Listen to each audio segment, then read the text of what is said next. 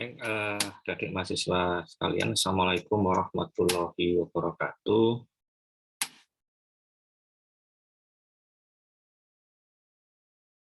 Baik, kali ini saya akan menjelaskan modul praktikum pemrograman web mengenai instalasi web server. Nah, materi kali ini yang akan saya kemukakan adalah yang pertama mengenai konsep client server, kemudian yang kedua adalah arsitektur client server, dan yang ketiga adalah instalasi web server.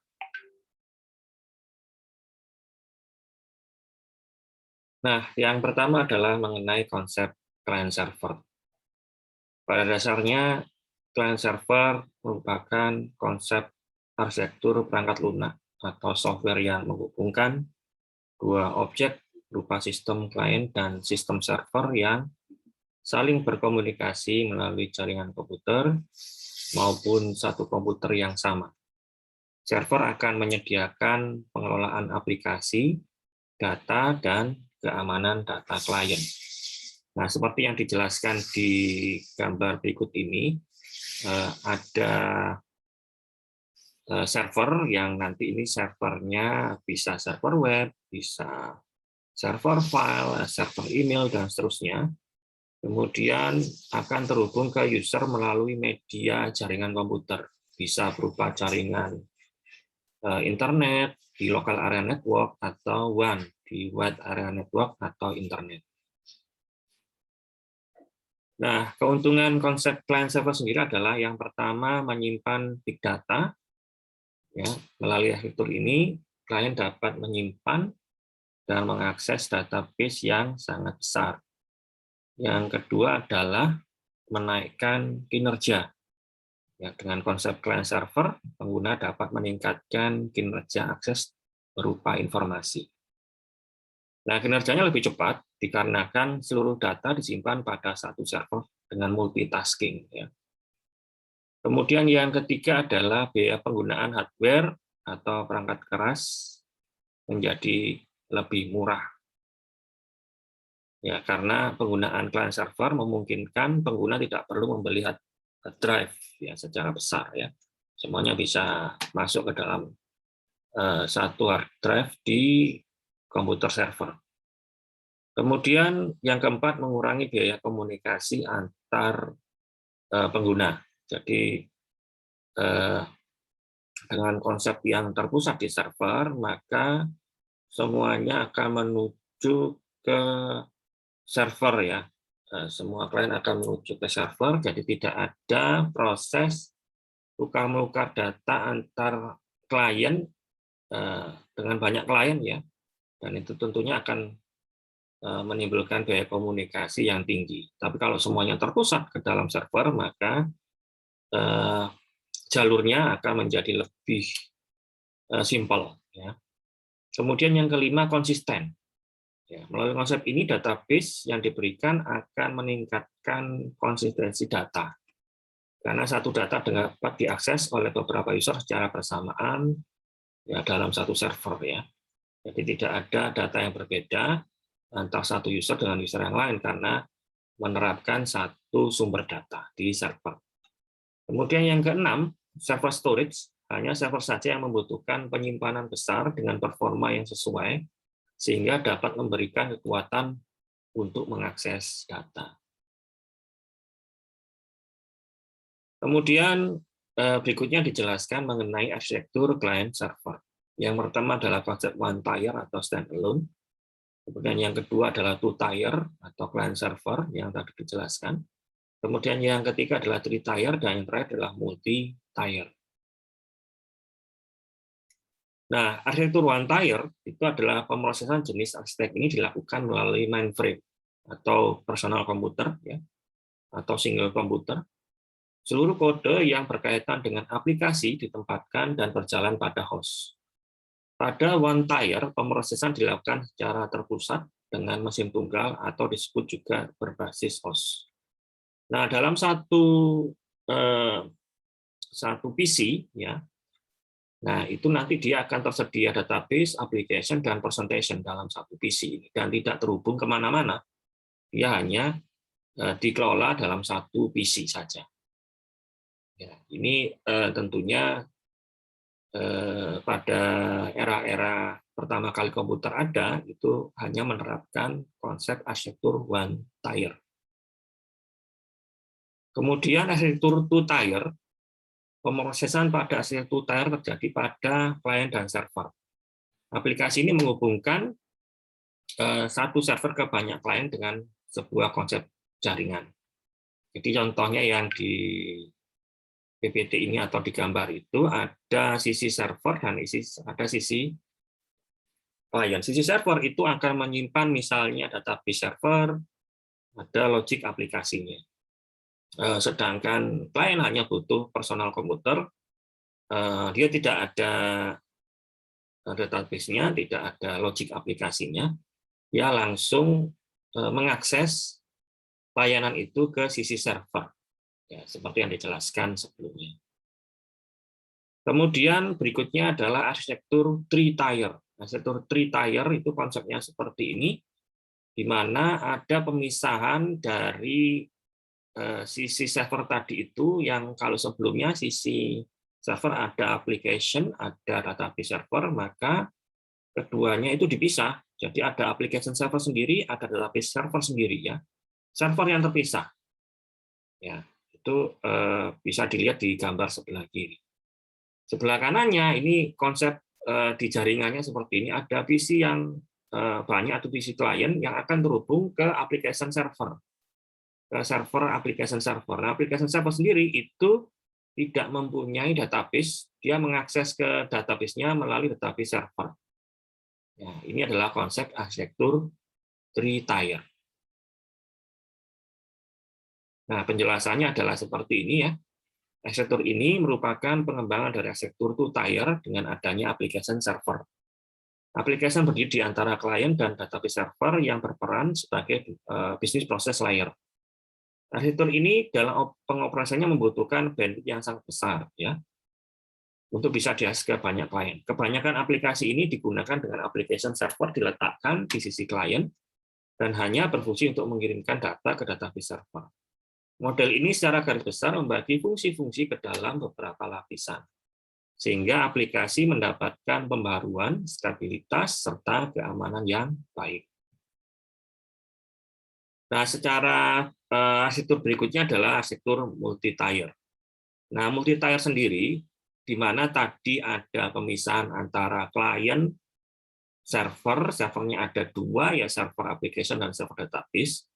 Nah, sekarang antar server sendiri, ya, tadi ada server application dan server database, itu dipisahkan menjadi beberapa kelompok site. Ya, site 1 itu ada database server, ada application server. Site 2 ada juga aplikasi server dan database server. Site 3 dan site 4 seperti, tapi ini saling terkomunikasi atau saling terhubung. Ya, jadi ini banyak lapis sudah. Ya, sudah banyak lapis ini antar satu site dengan site yang lain, itu saling terhubung antar site satu dengan site. Ini kalau kita hitung ini lebih dari 3 layer, ya, tiga tier, ya, karena satu sama lain saling terhubung, ya. Nah, ini masuk dalam konsep database terdistribusi atau sistem terdistribusi. Nah, penjelasannya adalah sebagai berikut, ya. Metode terakhir yaitu multi-tier yang hampir mirip dengan three-tier. Penambahan bisnis logic server pada metode ini merupakan application server dapat terhubung pada application server lainnya. Kemampuan tersebut digunakan untuk mendapatkan data dari server hingga mensuplai service ke client application. Multi-tier digunakan memberikan akses yang lebih cepat daripada arsitektur lainnya.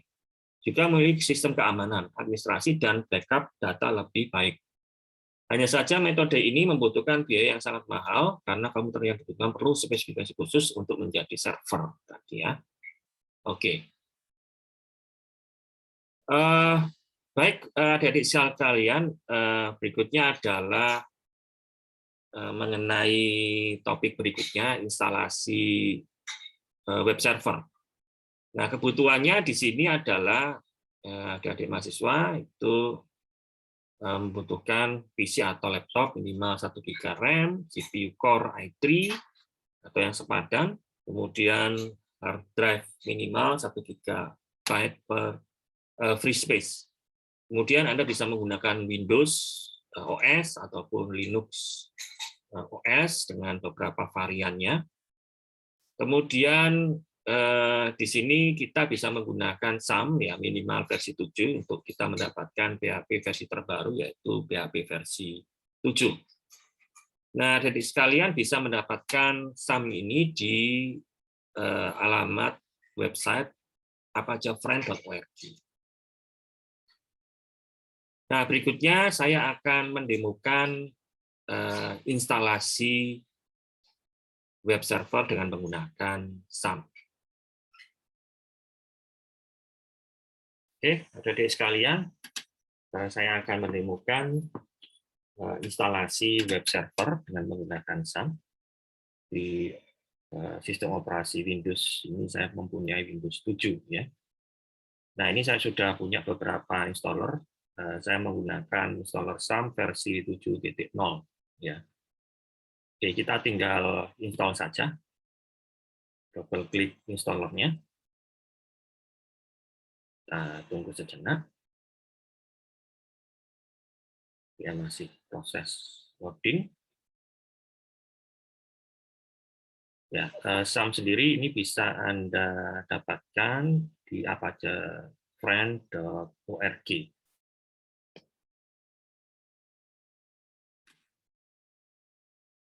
Oke, akan muncul Windows Setup di sini. Anda tinggal next saja. Di sini kita kebutuhannya hanya Apache, ya, kemudian PHP MyAdmin, web analyzer-nya tidak perlu ya, fixenable-nya juga nggak perlu, hanya tool ini saja ya, Apache, web server, MySQL, tentu saja di dalamnya ada PHP ya. Nah, kemudian ada PHP MyAdmin. Kemudian kita next. Secara default, aplikasi SAM akan diinstal di folder csam. Ya, kita next saja. Nah, ini enggak perlu kita centang. Next. Next lagi. Kita tunggu sampai dia selesai.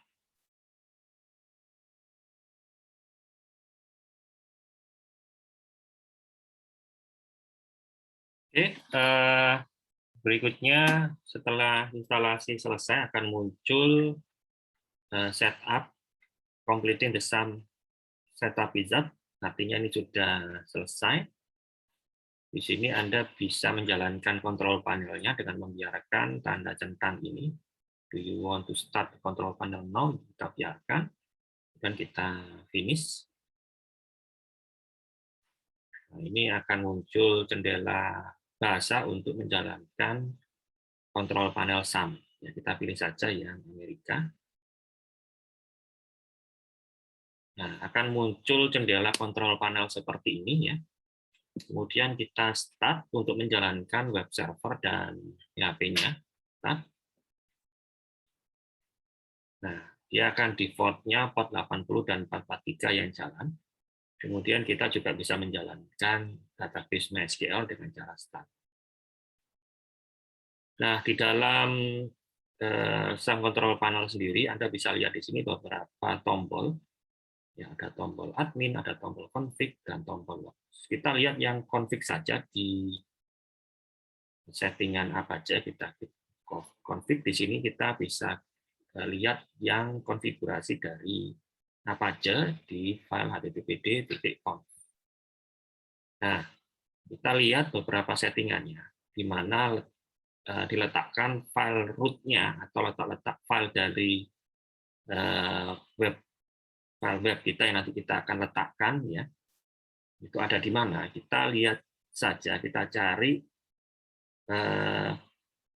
ini ya, filenya itu akan semua file webnya akan diletakkan di dokumen root. Ini sebenarnya bisa kita ubah ya, bisa kita ubah di folder apapun di komputer kita. Pengubahannya harus dua ini, di dokumen root sama directory di sini ya. Anda ubah dengan nama persis. Ini defaultnya tidak saya ubah. Ya, itu ada di csum htdocs. Ya. Itu kalau kita lihat, itu ada di csum di sini, kemudian folder htdocs. Nah, semua filenya harus diletakkan di sini. Nah, ini bisa kita lihat hasil instalasinya dengan cara membuka web browser dan mengetikkan localhost di sini. Enter. Nah, kita bisa lihat ini muncul SAM Apache versi yang sudah kita install. Ini berarti program kita atau instalasi web server kita sudah jalan. Nah, untuk mengakses database MySQL itu bisa dengan menggunakan PHP admin ini ya, ada menunya, klik.